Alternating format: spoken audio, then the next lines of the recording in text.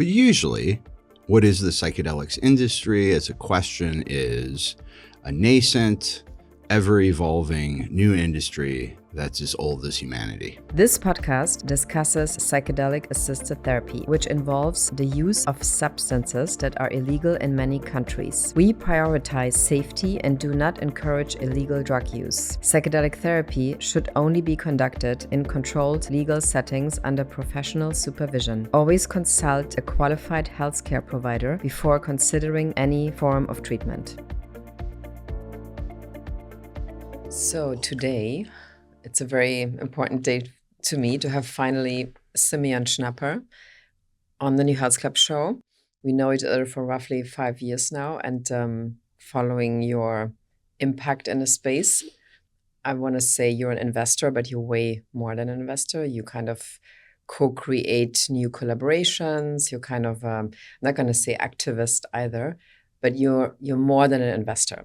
Still, if you would have to describe the psychedelic industry to somebody who's never heard of it, how would you describe it? Slowly, with tact, and it would take many, many hours. But usually, what is the psychedelics industry as a question is a nascent, ever-evolving new industry that's as old as humanity. That's how I describe it. Okay. So, and is it actually okay to call it an industry? Because some people, I saw that sometimes on LinkedIn when I wrote, let's create this industry. I had a lot of comments from people saying, oh, so why focus on the industry? Why shouldn't we say it's an ecosystem? Is that a bad thing if it's an industry? Yeah, I think there's definitely people who are allergic to certain power structures, certain dynamics, capitalism. When I hear industry, I think about transactions. I think about unions. I think about varying bodies that work for compensation.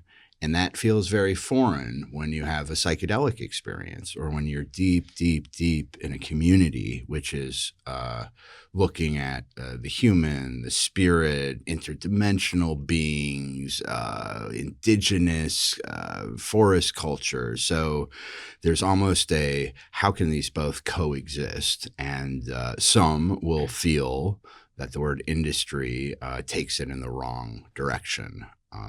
I see that argument and I honor that argument. And yet in my intro, you said investor. I'm still investing, although there's impact and, various protocols and frameworks that could ensure there's integrity behind it. But I still see it very much I see it within a framework of industry because that's what I was born into. I was born an American. And I was born into commerce, and I was born in a cultural conviction that one could excel and exceed within the framework of, money and deals and careers and promotability and livelihood. So I think it's okay to say industry. What is the good thing or the positive thing around what you just described to have, let's say, let's call it an American mindset, that you're open to selling things, you're open to make money, open to receive money. The more I'm in this industry, the more I'm moving on this side because it's really what brings it forward. So what is the upside of this? If somebody would come to you and would say, yeah, but it's a spiritual industry. It's a lot about people reaching new consciousness and all of that. Mm-hmm. What is the stuff that we can take from the, let's call it American mindset and make it work? Yeah, I think words like, corporate social responsibility, ESGs, conscious capitalism, impact philanthropy, those all work within the context of, a framework that is, I think, predominantly of Western mind. and I'll say America, but first world and, nations with high GDPs that are so enculturated and, you're born and you'll go to school and then you'll have a career and one day you'll be a success.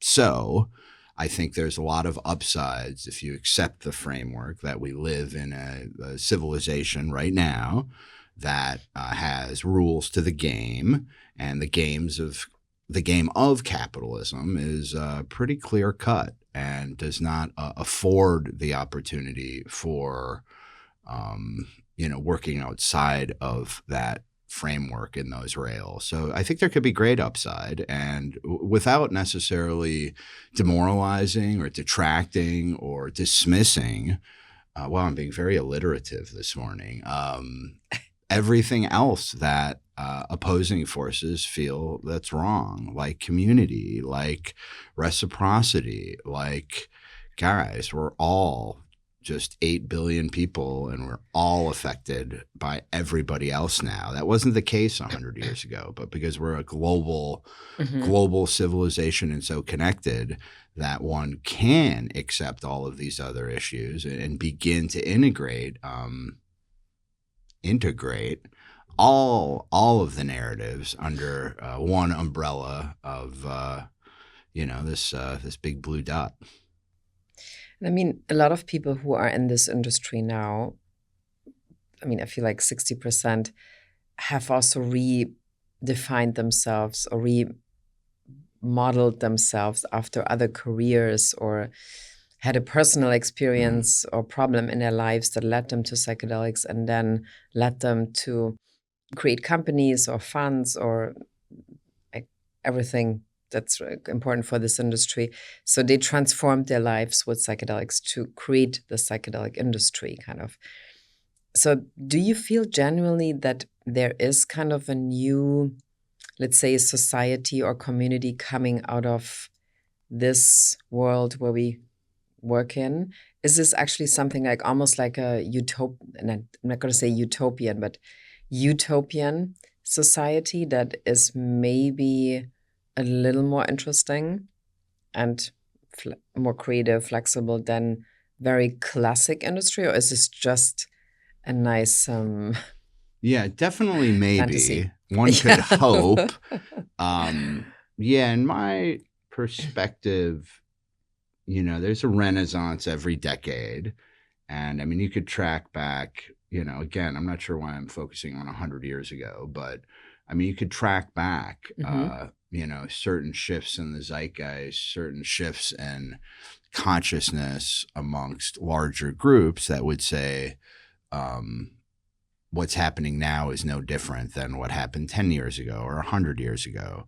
So I don't actually think it's incredibly unique right now. I just think because we're so mediated that, when somebody does an experience or has a psychedelic experience, it just stuff travels in a millisecond. A decade ago, it took, a minute. 2 decades ago, it took hours. 100 years ago, it took, I don't know, putting a little note saying I just had the most amazing experience. Now I have purpose in life and clear direction. And you put that in a little bottle and you put the cork on the bottle and you threw it in the ocean. And a year someone picked it up. So things move at such a rapid pace, and we're actually, evolving into an augmented species with all the AI and brain-to-computer interface and just immediacy of everything, that any social movement, any change, I think, is going to happen before we know it's happened, as I've witnessed in the last 6 years, where 6 years ago we made our first quote-unquote investment in the industry. And when we did that, we were very conscious at that time that this was going to be like, okay, returns are going to be a decade or 2 decades out. But in this cycle of this renaissance, it moves so fast. And I think that's because of media and internet and every social graph, that now when something's good or something to be applauded, or when someone has an experience they could share through word of mouth, amplified by this network where we're all connected 24/7. So Again, to answer again just a little more succinctly, I think there's good and there's bad, and everybody's on a journey together, and nobody necessarily gets out of here alive. That might be in opposition to some of the longevity deals we're looking at, but I was gonna say. the jury's out on immortality. But I find interesting in your case that you, from the beginning, since I know you, you always had a very global idea around psychedelic markets, actually like where certain substances or compounds come from. So you a lot in Gabon and Africa, then you travel a lot around the world to look into cultures or places where certain compounds not only were grown, but also how they're culturally ingrained in their society. So do you think it's actually necessary to have this global view on the psychedelic world and industry? Yes, I think it's unavoidable. Again, 100 years ago, we could live in our own village. Right now, one thing happens on the other side of the world, whether it's macroeconomic, whether it's a virus, whether it's a political movement, whether it's a new money being minted, and within minutes, the entire world knows it. So we are no longer in a world or society that isn't global in every possible way. And you see that when I get at least when I'm in New York, I read the New York Times, and it's so international right now, and we're all connected. And if we're all connected, psychedelics by default is a connectivity. I'm always just profoundly surprised at how myopic people could be. And I've been blessed. Like I was, born into, a Peace Corps family. So it was like from an early age, we were just, living out of backpacks and traveling the world. And the more I travel, the less romantic it gets, which is a bit of an irony. Because I realize time and time again, it doesn't matter what culture you're from, you're a human being. Yeah, I think when I first started to kind of go out on my own, although I always had a lot of freedom, but I moved to West Africa on my own when I was 17. And it was then that I learned that if I knew 4 words in every language, I'd be okay. So I'm fluent in so many different languages. If there's only 4 words I need to use, and that is because they're universal. I'm hungry, I'm tired, I'm thirsty, I'm horny. It's like the Snickers advertising. Exactly. Not you when you're... Exactly. But those 4 things are so universal. So if psychedelics is different from culture to culture, or a molecule is different from culture to culture, it's still based on humanity and those main drivers of humanity, although there's cultural nuances. But again, going to that base, which I learned, I think I was like 13 or 14, it was in Africa, and I was like, wow, what words? So hello, goodbye, thank you, right? So I got a lot of those. Actually, I forgot a lot of those, but I've never lost. I'm hungry, I'm tired, I'm thirsty, I'm horny. And that's like, those 4 things show me anyone in humanity who doesn't know those 4 words. And that's what drives a lot of us, and a whole bunch of other things if you go up the Maslowian hierarchy.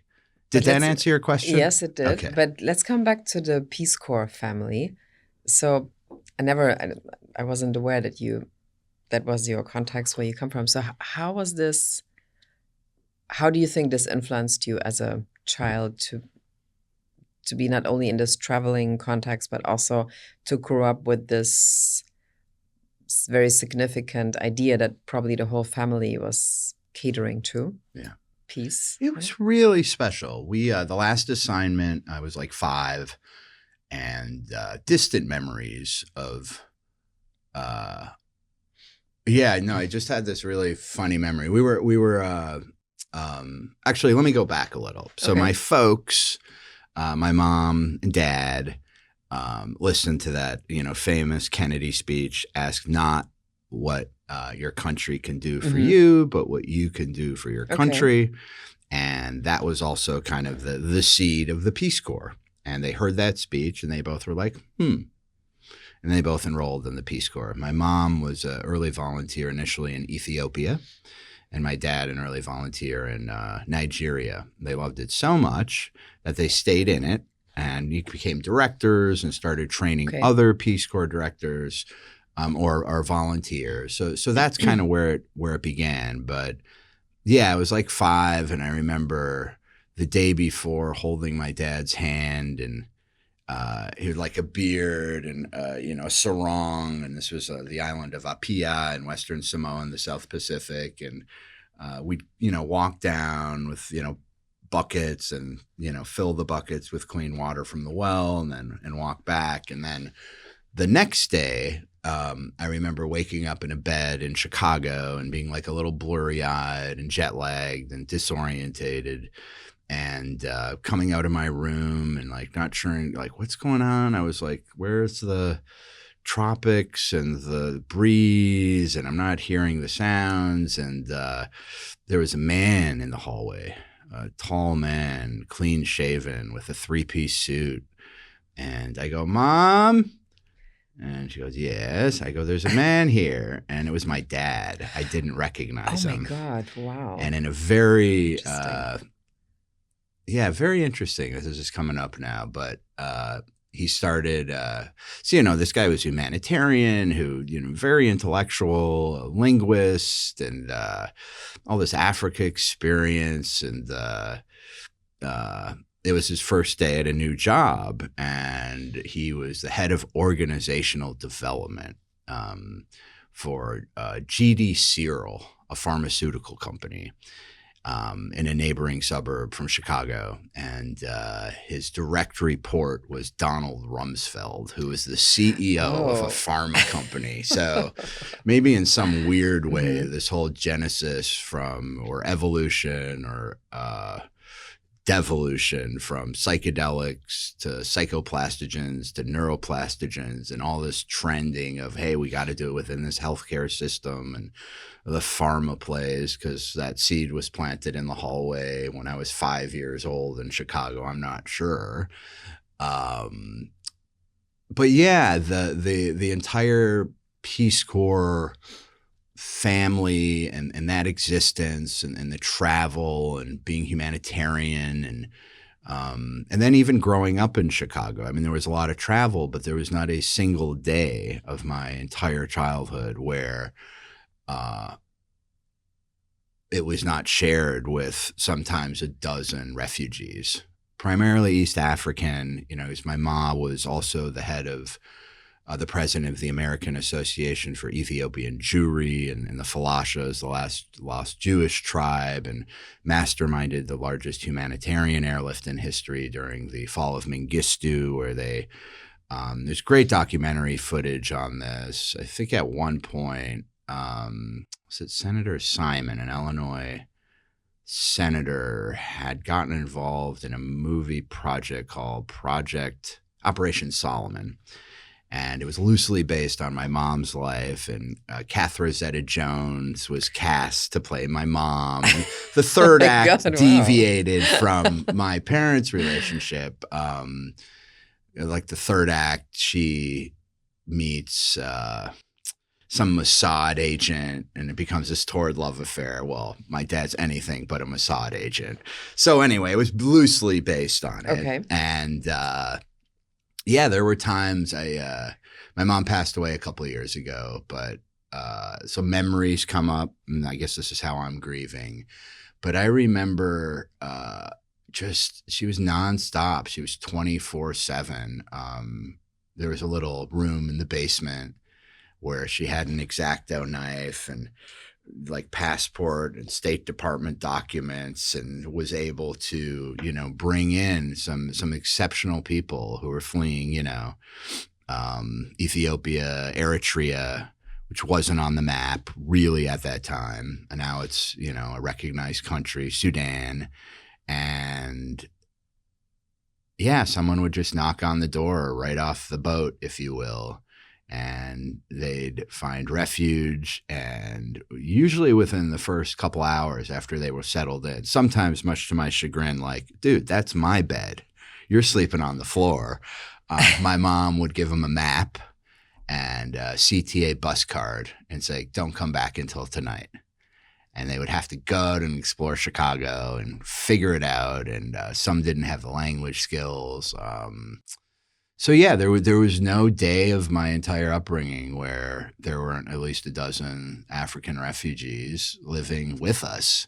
And my mom's work, and my dad spoke a lot of African dialects and still does, where that was just a big, big part. So when I had the opportunity to move there on my own, to answer your question yet again, how did that influence me with Peace Corps parents? They were like, here's a one-way ticket and a little scratch, and good luck graduating high school in Ghana, which is where I was already pretty deep into psychedelics before that. But to be 17 and move to West Africa and play with Togolese tribes and learn West African traditional religions and animism, and just have this amazing freedom before I had a cell phone. This was before cell phones. So it's like I had a motorcycle, and I just get on my motorcycle and, ride until I got tired and pull over, and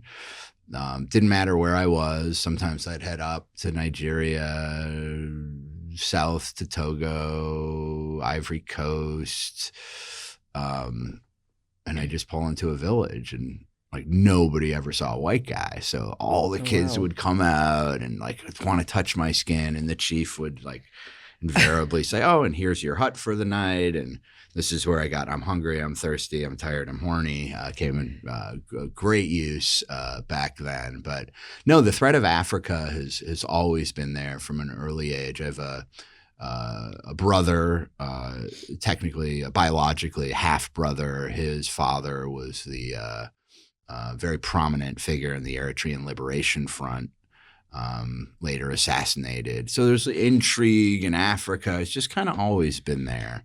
Did you feel protected by your parents? I did. Yeah, again, it was a different time. Like, we didn't have to shut our doors. There wasn't, it was just a different world. Like, I'm sure all of the bad things that happen today, and as I watch friends who are now parents and are super protective, and it's like, wow, like, they can't be left alone a second. Like many people who, grew up, a couple or even 3 decades ago would just be like, after school, run around the neighborhood, and you couldn't call anybody, and you had your bikes or whatever. And that was true everywhere. Now that's changed dramatically. But yeah, I think with the folks, there was, definitely protection. We were, lower middle class. There wasn't any issues there, but they never denied me anything. If they said like, hey, I want to do an acting class, it was done, or hey, I want to try this. They always found a way to support me. And that made me feel very safe and very protected. Yeah. Good folks. I was really lucky there. Yeah, all the trauma that I witnessed and around family in general, yeah, I didn't have to I didn't have that same kind of,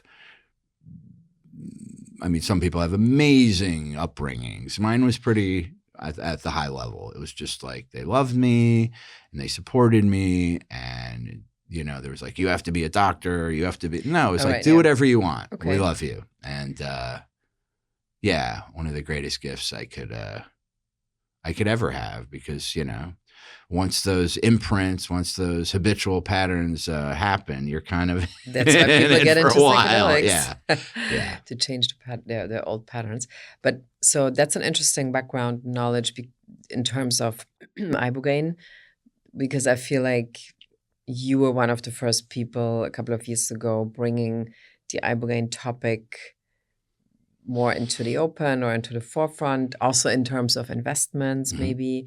So And then, I mean, in the last, I don't know, weeks, months, it feels like this is becoming a much bigger topic than eventually mushrooms. I mean, in terms of maybe not media, but in terms of the power of this possibility that might be behind it. So how would you describe the current situation around Ibogaine as a healing device that's kind of emerging, but also as something that is investable, maybe? Yeah. Yeah, it's funny, as I was getting dressed a couple hours ago, severely jet lagged, but I'm like, oh, I'm going to a podcast with my favorite interviewer and producer. And what should I wear? Like, what swag? And it was just what I had. But it's like, it's crazy. Everything I'm wearing is Iboga or Ibogaine related, from my swag from the Aspen Ibogaine meeting, which just happened, to the most ridiculous excursion into the Kumquatty Nature Reserve of the Republic of Congo recently, where, you get to witness elephants coming down the mountain post, eating Iboga to hit the sandbar to then jump in the ocean and swim with dolphins. It's just the elephants. Yeah, it was like unbelievable. So there's just, this would require, if we have 8 hours for the podcast, because it's a very, very long answer, but I could talk about Iboga or Ibogaine from the cultural perspective, its history. I can talk about it. And by no means am I an expert in any of this, like a curious student, very humbled, whether it's, doing a flood dose at a traditional clinic or an initiation anywhere in the Congo Basin with pygmies or Bwiti. It's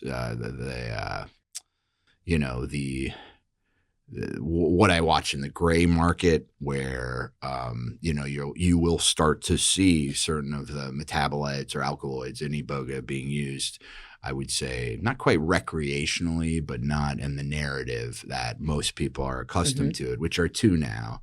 Initiations and, the traditional way, which you can go to Gabon and do, or you can go to Connecticut now and do. And that has a lot to do with legally defensible RTFR stuff, et cetera, or the medicalized way, the clinical trial, substance use disorder, heavy doses of calcium, magnesium, all the health monitoring.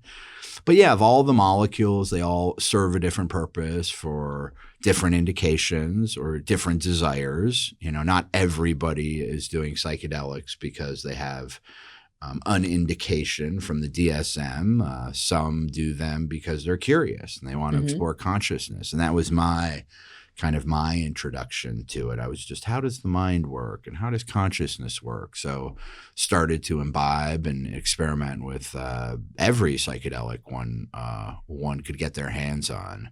It took me a couple of years to actually get my hands on some Iboga, but this was 30 years ago, and it happened on a dance floor. In Africa. Yeah. So like, where's the Bwiti? Where's the medicalized? It was like, no, it was... a guy at the local club. The weekends were awesome there as a teenager with no parental oversight. And I remember this Kwame, the tutelary drug dealer of the club scene in West Africa, offering me some stepped on white powder or this bark. And I'm like, oh, let me try the bark. So when you study how Ibogaine's been used to the metabolites, you realize there's a lot of indications that it could absolutely be an effective pharmaceutical or therapeutic for, I should say.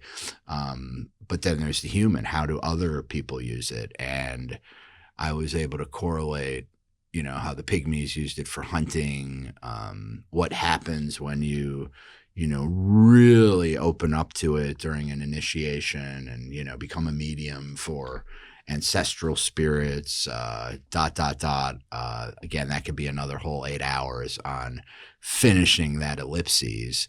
But for me, it was one of the most just an epiphany of fun and stimulation. And I was like, oh, that's what Lamperine was, which was a product sold in France as a stimulant and favored by high performance athletes. And there's a whole libido trick with it. So I don't think we've scratched the surface of the ways that some of the underlying alkaloids can be used both in therapeutics but in day-to-day life, whether it's for wellness or fun or you name it. I mean, the last kind of emergence, or like also what's in the news a lot, or what you see on the LinkedIn platform, is the context in which veterans are coming forward and organizing themselves with foundations, or Brian Hubbard, who was also in Iceland, and kind of come forward and say, we don't want to basically die and be depressed our lives, and also don't do SSRIs. We would like to have the possibility to do an Ibogaine treatment to kind of reset our lives.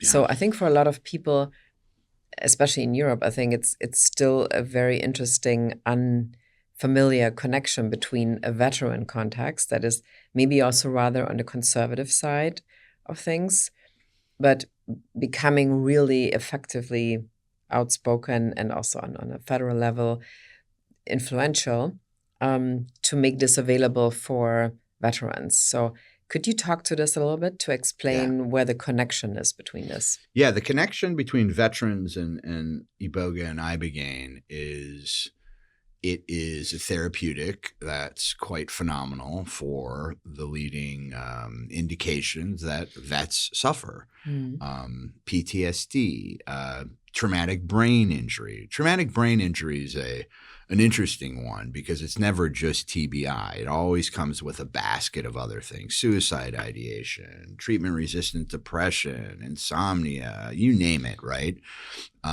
So the vets who've been through the studies, and I'm guessing right now, just based on the 14 or so that we track retreats catering to vets at this moment right now, there is 24th. It's probably about 100 vets in ceremony right now outside of the U.S., with a great percentage of them coming out of it with a new perspective. So that's one way to answer it. The other way to answer it is the narrative around veterans. Like, you might hate the military-industrial complex. You might hate war. You might hate capitalism. But it's very rare people shit on a vet.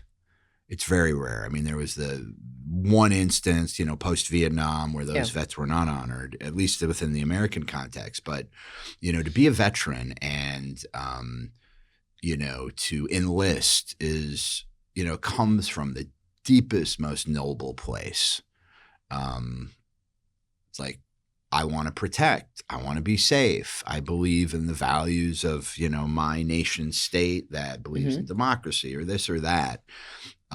So veterans from a narrative perspective is, it's very strategic that they're always in the forefront, even if, statistically around like PTSD as an example, or even TBI, vets are a single digit percentage, but it's a narrative people can always get behind. For PTSD, if you look at domestic abuse and the PTSD that happens there, that's more pervasive in aggregate than vets. TBI, just, skiing accidents to car accidents to anything where you could concuss your head, sports, right? There's more, but people really resonate with the veteran. Veteran as a hero and the heroic journey, and that's across the board. I just presented in Croatia at their second annual psychedelic conference, and it was remarkable because the HEMLA was there, which is the equivalent of the FDA, and They were very pronounced, and for whatever reason, there's just this great.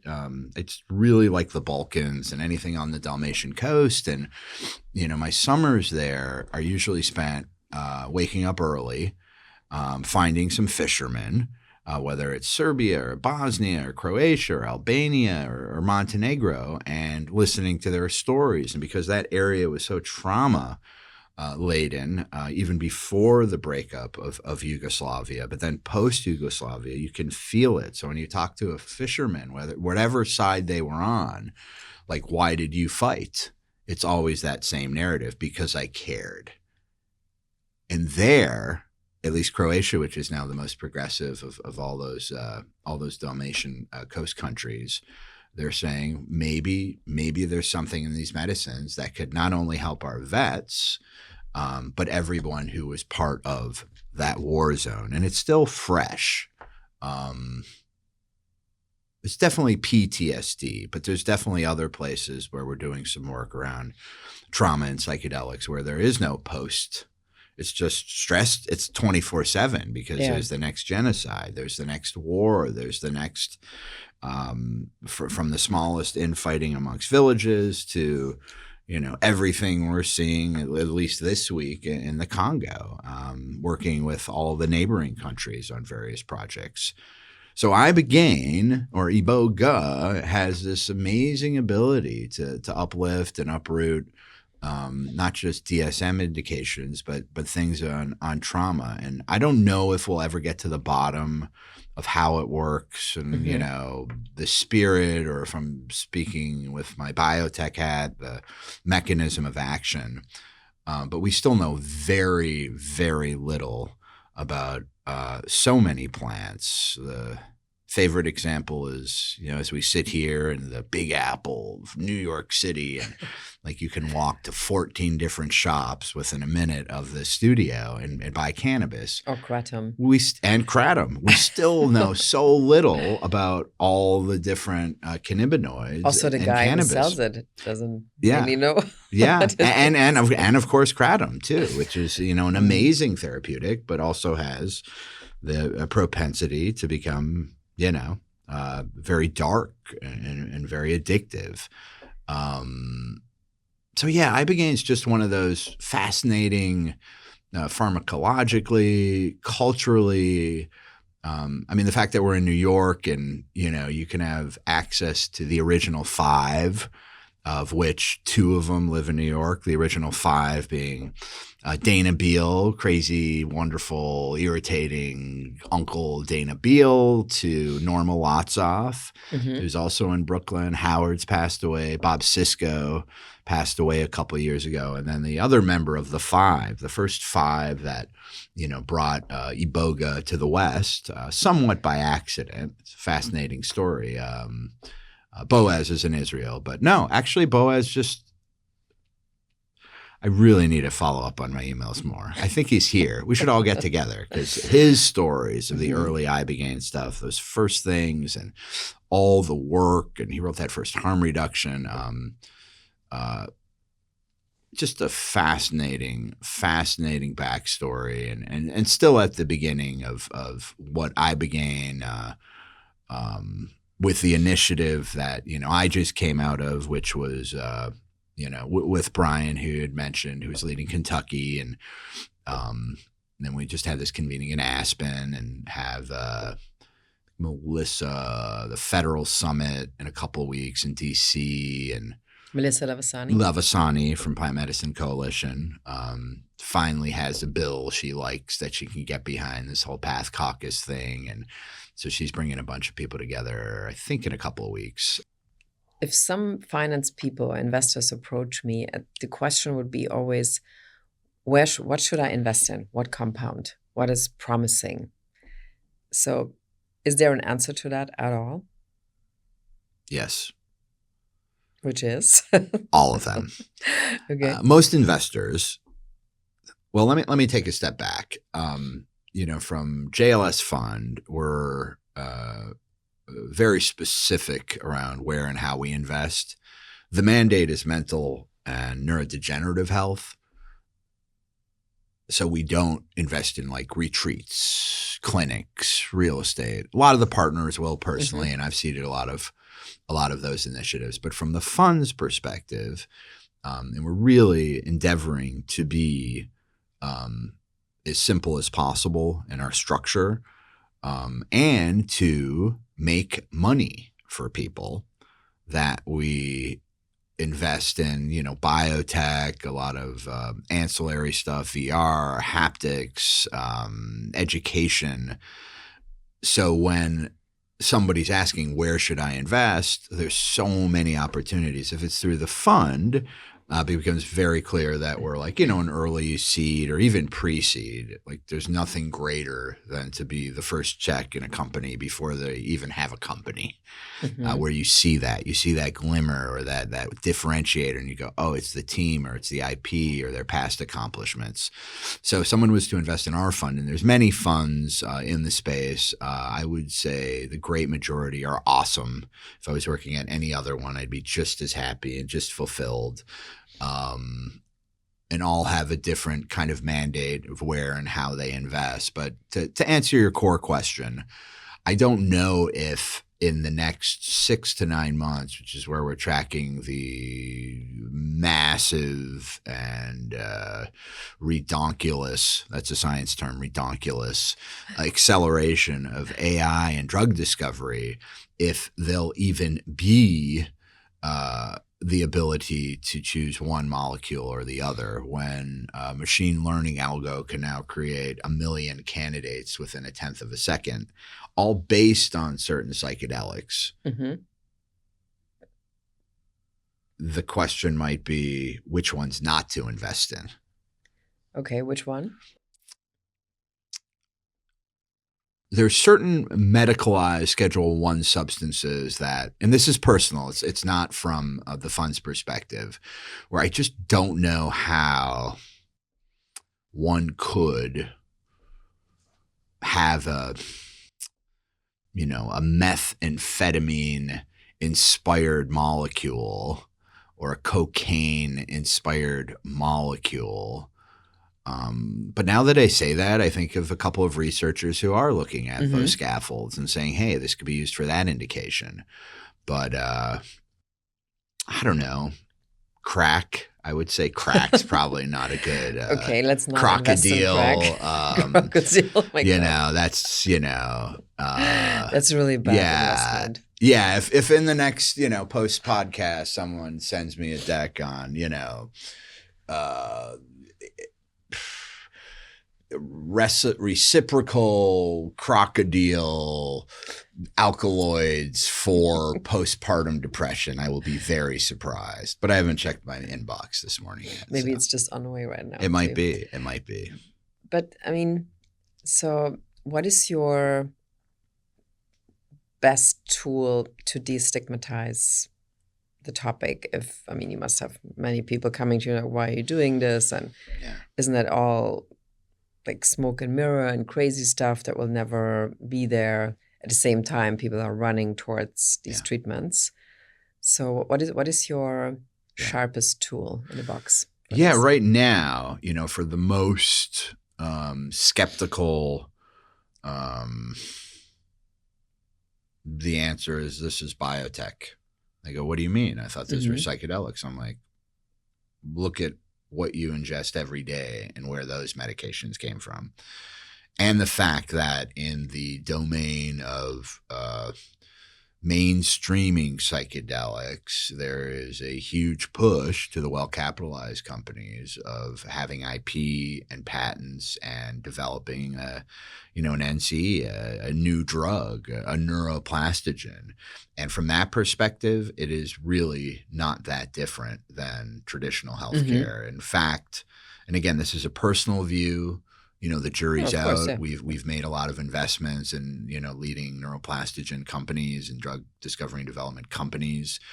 But you'll see one trend, which is to remove the psychedelic effect entirely. Right, yeah. The trip and the jury's out on that. We'll see from the trial data.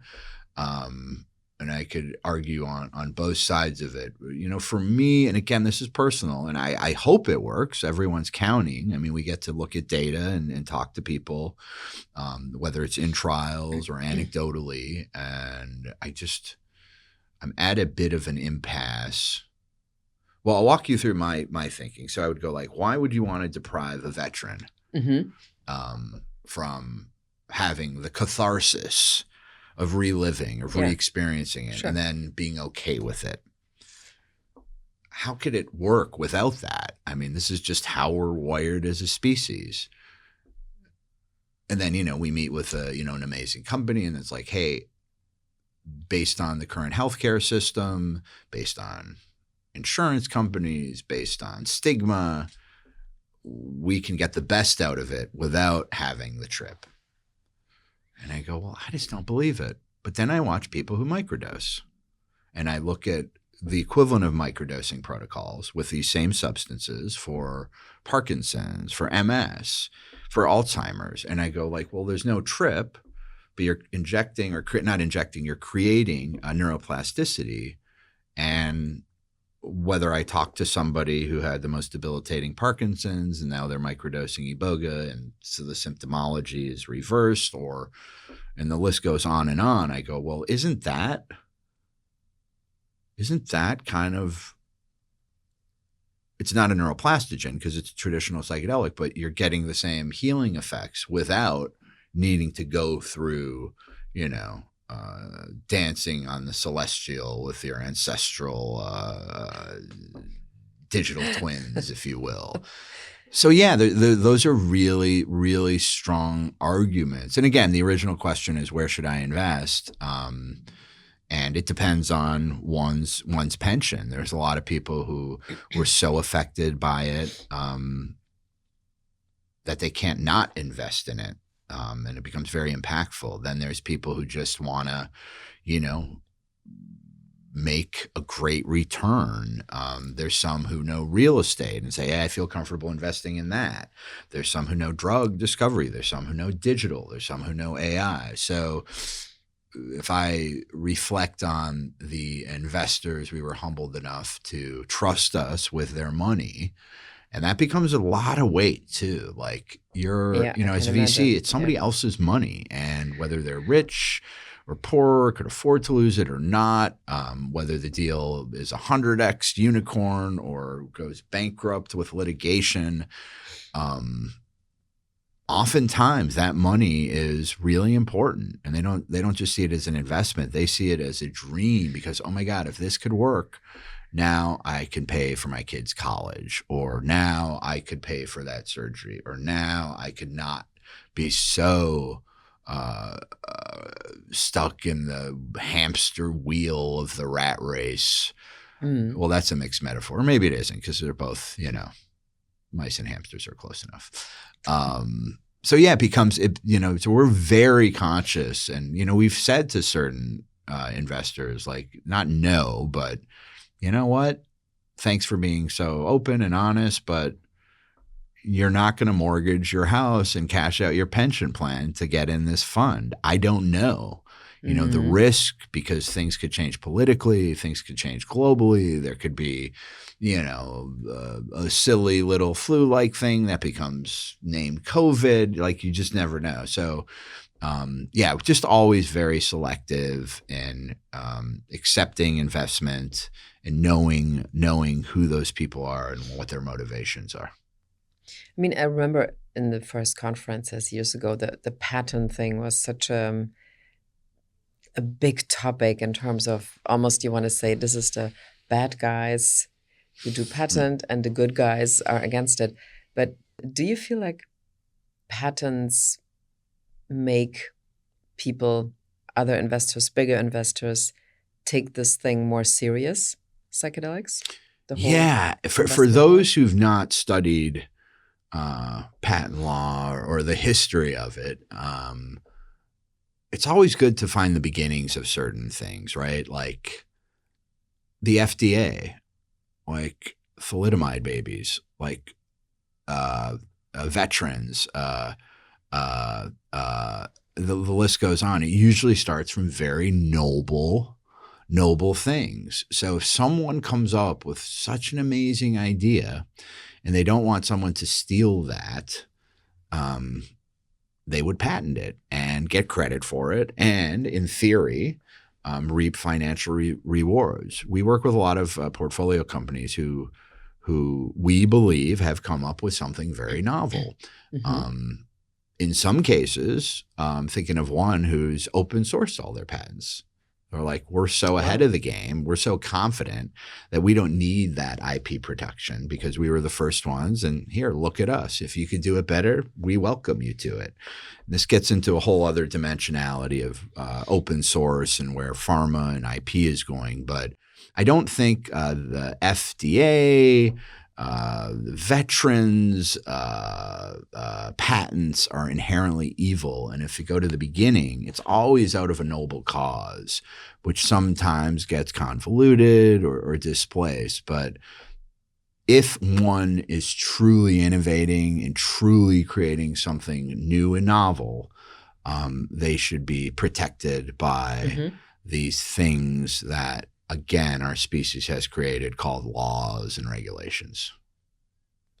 Yeah, I mean, it makes more and more sense. How would you describe your strategy to move forward in this ecosystem, or, we can also say industry? It seems to me you have this mixture of a very serious investor perspective, but also like going into contexts that are unexplored and kind of create like a cocktail around these things. Yeah, fortunately, I'm really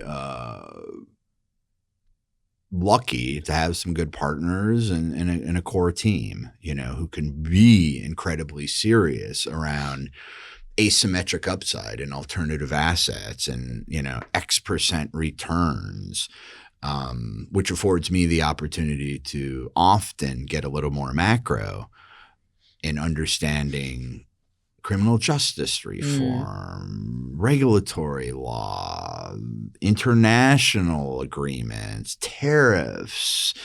The list goes on and on and on. And those become very strong signals to make better informed investment decisions, because you could spend months and months in a data room looking at every document and corporation and, talking to this leading chemist or engaging this advisor. Is this patent going to really hold up, and what's it based on? And forget everything else that's happening in the world that's going to affect the potential exit. Did that answer your question? Yeah, I want parts of it, but I feel like, so could you talk to or describe how you tap into non-data related developments? Like, for example, you could say like years ago, you already went to Gabon to investigate for yourself, or maybe also for the psychedelic context, Iboga, when nobody, what we just said, like nobody talked about it at maybe the 2021 Horizons conference. It was all about mushrooms and mainly about mushrooms, that this would be the absolute 100% legit thing forever. So, but you must have tapped into something there that showed you somehow there will be this will become more important. Let me cut you off. I'm not sure if I did. Like, there wasn't like that little palm, that little wood experience 35 or so years ago was not like, oh, one day this will be a therapeutic for the fentanyl epidemic before the fent molecules were even created, right? Before there was a diagnosis of, PTSD and TBI as it is today, right? No, it really was fortune of just being curious about how the mind works, and indigenous cultures and forest cultures and religions and mystical traditions. It just so happened that, cut to dancing in a club to being on a podcast here, that benefited, that became good insight, both embodied in personal experience, but, tracking drug policy over the years. Because I was even into policy back then, and like, wow, why is the DEA not letting me buy A, B, or C,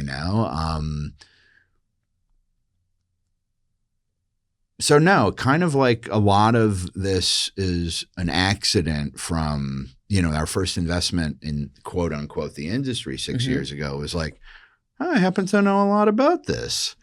Oh, this is interesting. Oh, yeah. Oh, let me bring up that paper from 27 years ago, Okay. on LSD and this mechanism of action. And I remember studying with this guy or having dinner with that girl. And they were working on this. So it was very personal for me, the journey, and just wanting to dive as deep as I could into the abyss of, consciousness and psychedelics. It just so happens there's been a shift. And again, if you were studying regulation, policy, macroeconomic, war, you would see that one solution might be these molecules, which I just personally had kind of a deep experience. And it's funny, whenever there's a therapeutic or a therapy tied to a potential new drug, I immediately can, not almost immediately go like, oh, you're designing your therapeutic protocol based on, oh yeah, I was 18 in that jungle. Oh, interesting that you're doing it over 3 phases with these doses. The wisdom of the protocols, whether it's sound or group or pre-prep and integration. The funniest was the university in Africa, and I'm sitting down with one of their head chemists, and I can't remember how to say it in the dialect, but it was neuroplastogen, like gongba. Anyway, I'm not going to embarrass myself because it's not, I'm hungry, I'm tired, I'm thirsty, or I'm horny. But it was fascinating how so many of those researchers were, really keeping tabs on, all the top science papers and, looking to the first world Western universities of prestige. And on Iboga specifically, I was with this chemist, and it was about 6 or 7 months ago in an African coastal country. And, he said the word in his dialect, neuroplastogen, and he goes like, why are you guys recreating the wheel? And I go, what do you mean? He's like, my great-grandfather showed me how to dismiss prolonged QT. And he's like, and you're taking the trip out? He's like, my great-grandmother showed me how to take the trip out if you want more neuroplasticity, but you don't want the catharsis. So it's like, whoa, come on. It's kind of not all wisdom is found 100% in the indigenous communities, because I think there's traumas and there's cultural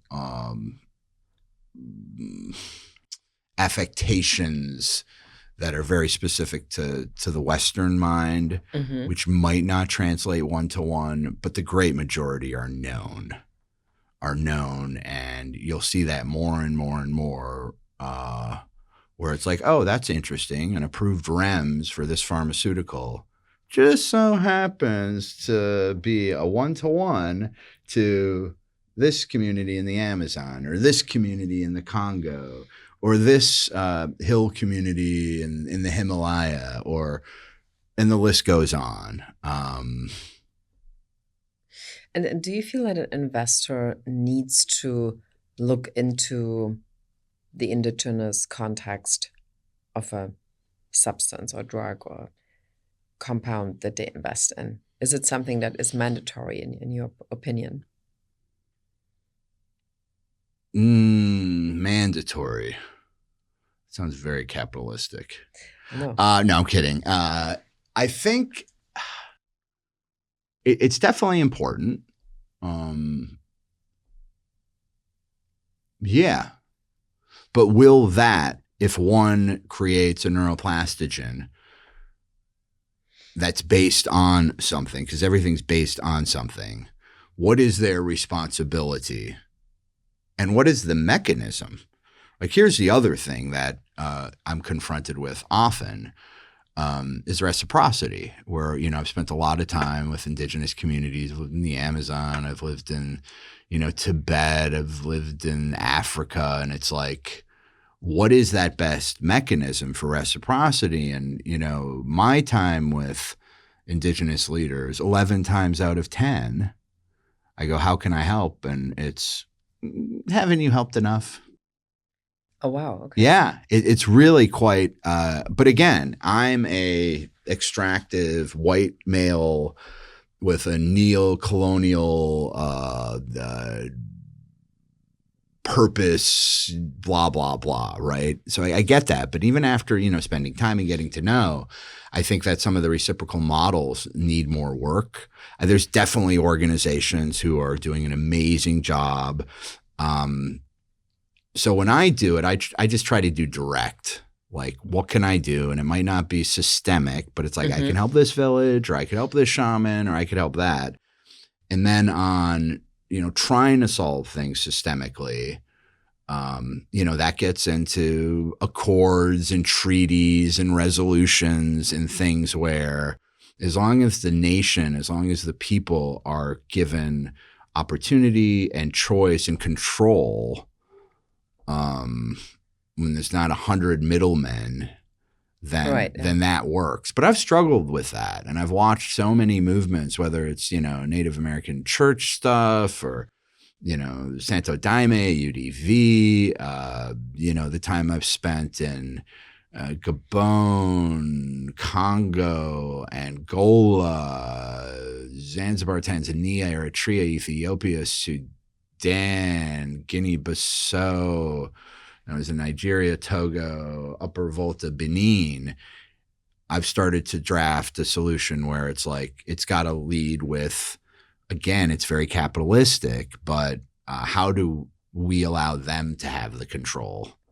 And that gets into import-export and regulatory law and manufacturing, and then all of a sudden becomes very capitalistic. But it's the only way I've found to nobly and humbly allow them to drive their decision making instead of injecting my Western imprint on it. So you enable them, basically. Yeah. And I have no idea if any of it's going to work, and I have no idea if all the initiatives out there are going to work. But I've not seen any, like, when we hear the word reciprocity, anybody doing it. Anyway, I'm seeing a lot of people doing it wrong. A few people doing it as close to right, but it's really nuanced. And, you know, the fund, back to the original question, I think you should know about this. I think it's important. I think you're not going to have 100% therapeutic that's, you know, from a leading drug company listed on the NASDAQ, backed by insurance. It's always going to be both. It always has been both, and it always will be both, at least for the foreseeable future. And the foreseeable future for me is the next maybe 18 months before we all have chips in our brain and everything's an agentic agent, and we start to change our DNA, whether it's through GLP-1s or CRISPR, et cetera. Yeah.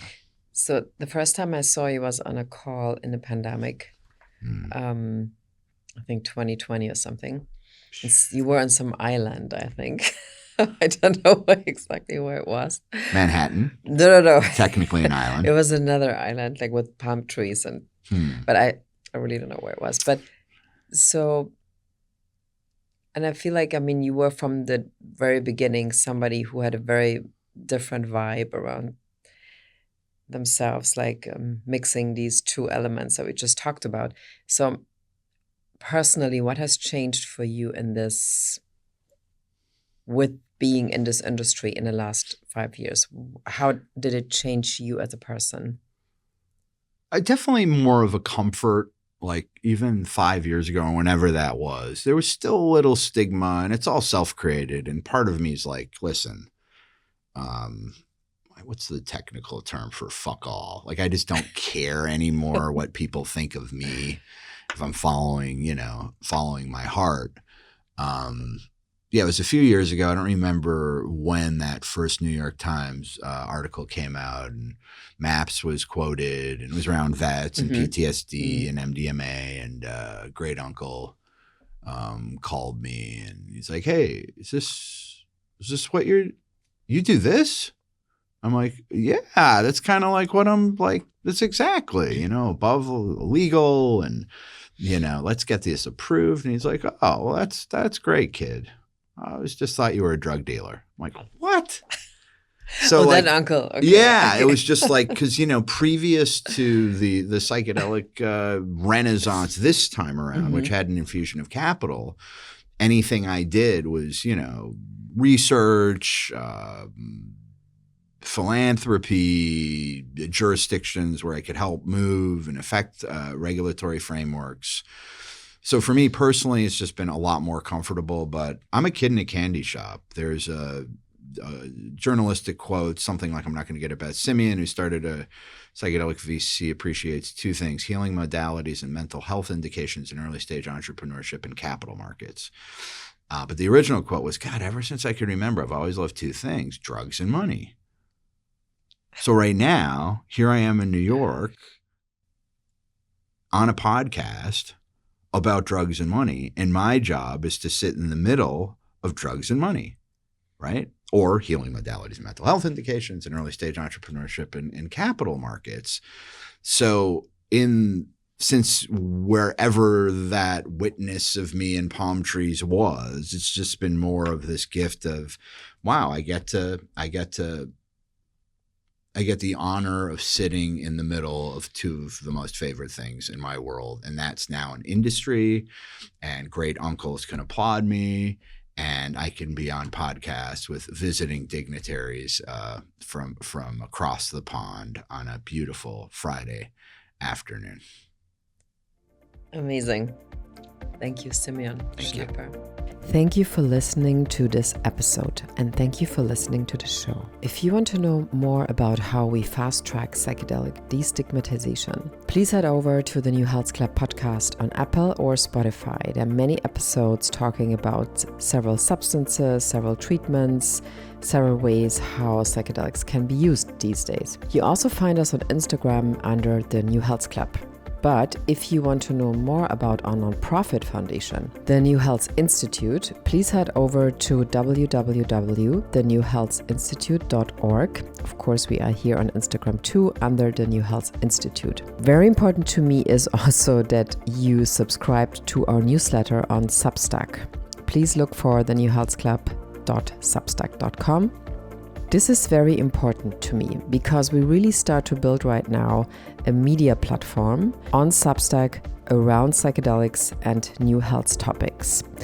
And of course, we would love your support on this, and love if you subscribe, love if you tell other people, your friends, your family, your community, so we can really kick off this endeavor and actually have another place, another platform next to the podcast where we can get you information and education around psychedelics.